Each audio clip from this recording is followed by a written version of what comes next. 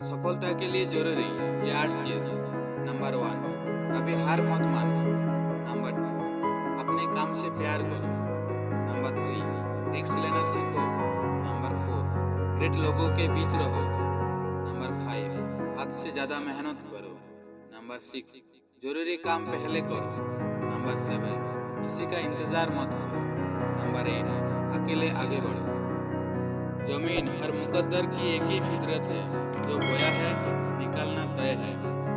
आज हर कोई चाहता है कि लोग उसकी भावनाओं को समझे, और ये कोशिश कोई नहीं करता कि वो खुद दूसरों की भावनाओं को समझे। शुरुआत किसी भी हो, पर शुरू तो करो। मन में ये निष्ठा बनाओ कि आने वालों काल के बीते हुए काल से बेहतरीन बनाना है, जिसके साथ बात करने से ही खुशी दोगुनी और दुख आधा हो जाए। वही तो अपना है, बाकी तो दुनिया है।